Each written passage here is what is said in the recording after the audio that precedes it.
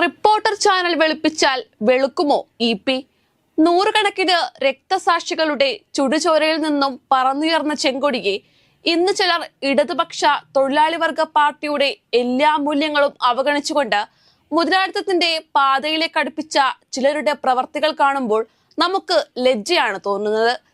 EP. Jayarajan വിവാദം കത്തുനിൽക്കുന്ന ഈ സാഹചര്യത്തിൽ ഇ.പി. ജയരാജനെ എങ്ങനെയും വെളുപ്പിക്കുക എന്ന ലക്ഷ്യത്തോടെ റിപ്പോർട്ടർ ചാനലും അതിന്റെ പ്രധാനപ്പെട്ട രണ്ടാളുകളും രംഗത്തിറങ്ങുമ്പോൾ മലയാളി പൊട്ടിച്ചിരിക്കുകയാണോ? കാരണം ഇ.പി.യുടെ സ്ഥാനത്ത് കെ സുധാകരനോ അതല്ലെങ്കിൽ രമേശ് ചെന്നിത്തലയോ ആയിരുന്നു ഇത്തരം സാഹചര്യത്തിൽ എത്തിയിരുന്നതെങ്കിൽ അതിനെ ഇവർ എങ്ങനെ കൈകാര്യം ചെയ്യുമെന്ന് മലയാളികൾ ഓർക്കേണ്ടതുണ്ട്. ഇ.പി. ജയരാജൻ ഒരു നല്ല കമ്മ്യൂണിസ്റ്റ് ആയിരുന്നുവെങ്കിൽ ദല്ലാൽ നന്ദകുമാറിനെ പോലെ ഒരാളുമായി ചേർന്ന് പ്രകാശ് ജാവ്ദേക്കറുമായി ഒരു ചർച്ചയ്ക്ക് പോകാൻ പാടുണ്ടായിരുന്നില്ല. പ്രകാശ് ജാവ്ദേക്കർ കേന്ദ്രമന്ത്രിയല്ല, കേരളത്തിന്റെ ചുമതലയുള്ള ഒരു പ്രഭാരിയാണ്.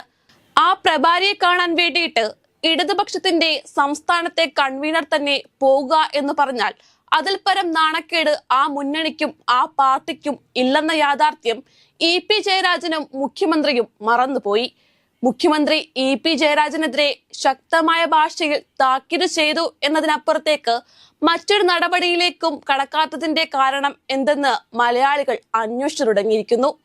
ഇ.പി. ജയരാജൻ ഒരു മികച്ച കമ്മ്യൂണിസ്റ്റ് ആണ്. അദ്ദേഹത്തിന്റെ ത്യാഗനിർഭരമായ വിപ്ലവ ജീവിതമൊക്കെ റിപ്പോർട്ടർ ചാനൽ എടുത്തു പറയുമ്പോഴും റിപ്പോർട്ടർ ചാനലിനോട് ചോദിക്കുവാനുള്ളത് ഇ.പി. ജയരാജനെ പോലെ ഒരു കമ്മ്യൂണിസ്റ്റ് എന്തുകൊണ്ട് സംഘപരിവാർ ശക്തികൾക്ക് നേതൃത്വം നൽകുന്ന ഒരു പാർട്ടിയിലെ കേരളത്തിലെ പ്രഭാരിയെ കാണാൻ വേണ്ടി പോയി എന്ന ചോദ്യത്തിന് നിങ്ങൾക്ക് എന്തുത്തരമാണ് നൽകാനുള്ളത്? തന്റെ വീട്ടിലേക്ക് ആര് വരണമെന്ന് തീരുമാനിക്കാൻ നമുക്ക് സാധിച്ചില്ല എങ്കിലും തന്റെ വീടിനകത്തേക്ക് ആര് കയറണമെന്ന് തീരുമാനിക്കാനുള്ള അവകാശം ഇ.പി.ക്കുണ്ട്. അതുകൊണ്ട് ഒരു ന്യായീകരണത്തിനും ഇ.പി. ജയരാജൻ മുതിരേണ്ടതില്ല. വർഗീയ ശക്തികളുമായി കൂട്ടുകൂടാൻ അദ്ദേഹം ആലോചന നടത്തിയിരുന്നു. മാത്രമല്ല, നിരവധി കമ്മ്യൂണിസ്റ്റ് നേതാക്കളെയും ബി.ജെ.പി. ചേരിയിലെത്തിക്കാൻ അദ്ദേഹം ശ്രമം നടത്തിയിരുന്നു എന്നത് ഗുരുതരമായ ആരോപണമാണ്.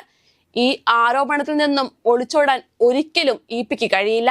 റിപ്പോർട്ടർ ചാനലിലെ അരുൺകുമാറും നികേഷും ചേർന്ന് വെളുപ്പിച്ചാൽ വെളുക്കുന്ന അത്രയും ഇരുളല്ല ഇ.പി. ജയരാജന് മേൽ വീണിരിക്കുന്നതെന്നുള്ള യാഥാർത്ഥ്യം ഇനിയെങ്കിലും തിരിച്ചറിയണം.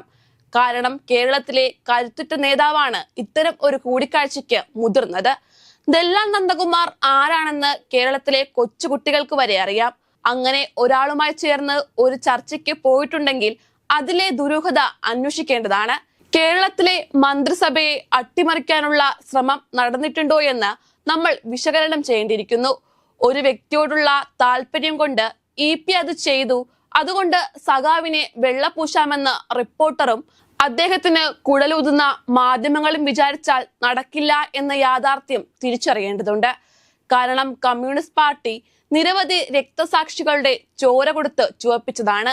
അനവധി രക്തസാക്ഷികളുടെ പോരാട്ടത്തിന്റെ ബാക്കി പത്രമാണ് ഇന്ന് കാണുന്ന കേരളത്തിലെ CPIM.